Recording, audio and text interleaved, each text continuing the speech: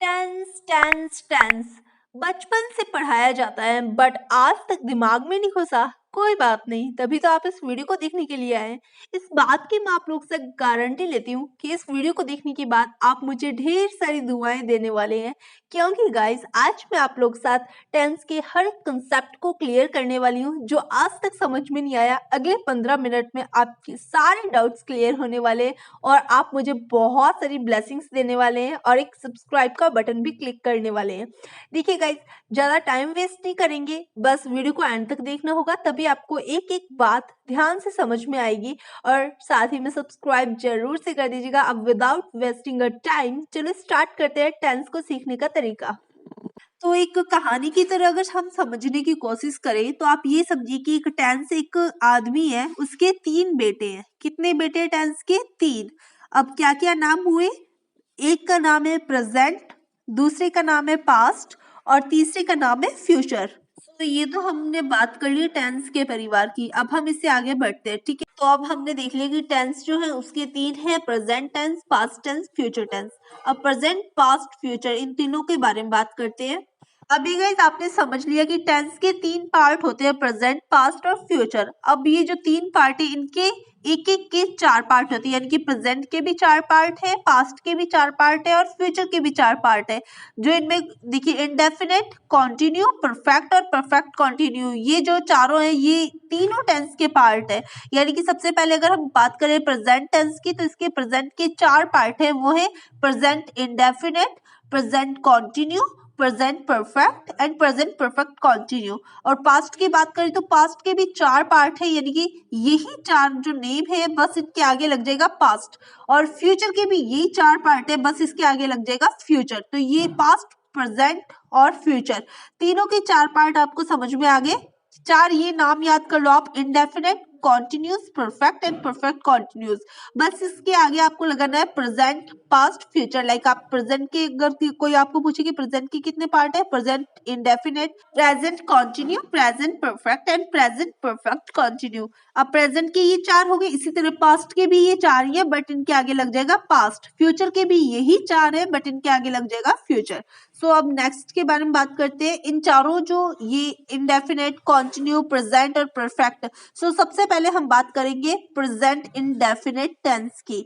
तो इनके फॉर्मूलाज वगैरह सारी की सारी जो चीजें हैं वो हम सीखते चलो। सो आसानी से समझने के लिए सबको सेपरेट करके समझते हैं। तो सबसे पहले हम उठाते हैं प्रेजेंट इंडेफिनेट टेंस को। तो प्रेजेंट इंडेफिनेट, प्रेजेंट से आपको समझ आ गया कि कोई ऐसी चीज जो अभी इन प्रेजेंट यानी कि वर्तमान में हो रही हो। तो इनडेफिनेट क्या होता है? जिसकी हम बोल सकते हो कि वर्तमान में होने वाले एक्शन के बारे में बताया जाता है, अर्थात उन वाक्यों के बारे में जिसका किसी काम का करना या होना पाया जाता है, ठीक है ना। लाइक कोई काम अभी हो रहा है और उसे एक्सप्लेन करना हो। और इनडेफिनाइट का मतलब है कि जिसकी कोई लिमिट ना हो, या फिर आप बोल सकते हो कि इसमें कुछ समझ ना आ रहा हो, सिंपल टेंस हो, जैसे कि वो अपने भाई से प्यार करती है, यानी शी लव्स हर ब्रदर। वो दिल्ली में काम करती है, तो इसमें क्या कोई है ही नहीं, सिंपल सेंटेंस है ना। तो इसको क्या बोलेंगे हम? She works in Delhi. तुलसी को इंग्लिश तुलसी जो है वो इंग्लिश सीखती है, तो इसमें क्या बोलेंगे? तुलसी लर्न्स इंग्लिश। तो इसमें एक बात आपने नोटिस की होगी कि एस लग जाता है। एस क्यों लगता है? क्योंकि इसका फॉर्मूला है। चलो सबसे पहले हम बात करते हैं फॉर्मूला की इसकी। सो गाइस इसका बहुत ही सिंपल फॉर्मूला है, वो ये है सब्जेक्ट यानी कि आई, वी, यू, दे, ठीक है, और प्लस वर्ब की फर्स्ट फॉर्म। आप सब जानते हैं वर्ब की फर्स्ट फॉर्म बहुत ही सिंपल होती है, सबको पता है, प्लस एस या ई एस। अब देखियो एस और ई एस कब लगेगा वो भी हम आपको बताएंगे, प्लस ऑब्जेक्ट। ओके, तो यहाँ पे देखिए एक बात ध्यान में रखिए, आप नोट कर लीजिए। यदि सब्जेक्ट आई, वी, यू, दे और या फिर प्लूरल नाउन हो तो वर्ब की फॉर्म हमेशा प्लूरल होती है। ओके, लाइक एक एग्जांपल अगर मैं आप लोगों को दूं तो students go to the library every day.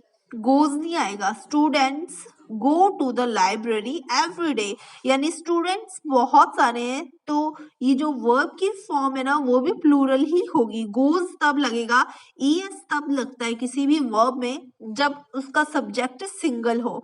Like हमने बोला ना पहले कि शी वर्क्स इन दिल्ली, अगर एक बंदा है या एक लड़की है, एक लड़का है, अगर एक सब्जेक्ट सिंगल है ना तो हमेशा माइंड में रखिएगा कि goes, she does, she goes, she Yeats, she runs. Okay, तो यहाँ पे बहुत सिंपल टेंस है। आई होप कि ये आपको समझ में आ गया होगा। एक बार फिर से आपको क्लियर कर देती हूँ इसके बारे में। यहाँ पे मैंने सोचा आपको थोड़ा डीपली समझा देती हूँ। तो देखिए गाइस, फर्स्ट पर्सन यानी कि आई होगा। अगर सिंपल सब्जेक्ट में आई तो ओनली बीज फॉर्म वर्ब की फर्स्ट फॉर्म है I speak, I wash, I sing, I run, I write, I go. Okay, we आएगा तो भी यही सेम होगा, यू आएगा तो भी सेम ही होगा, बट जब थर्ड पर्सन की बात आ जाएगी तब हम यूज करेंगे। लाइक थर्ड पर्सन कौन होता है? ही, शी, इट, रिया, राहुल। रिया, राहुल यानी हम किसी के बारे में बताए तो, ठीक है ना। यानी कि फिर हम क्या कहेंगे? एस लगाएंगे। एस से और ई एस क्यों लगता है? आई होप कि आपको समझ में आ रहा होगा। He speaks, she speaks, she runs, it write, okay, Riya writes, Rahul runs, और दे यानी प्लूरल हो गया। तो प्लूरल में भी क्या होगा? यही होगा। थर्ड पर्सन अगर सिंगुलर हो चाहे प्लूरल हो, कोई बात का फर्क नहीं पड़ता है। एस और ई एस में लगेगा। एस और ई एस का आपको खेल समझ में आया?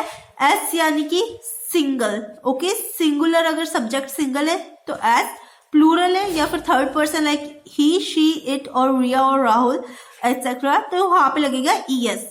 ओके,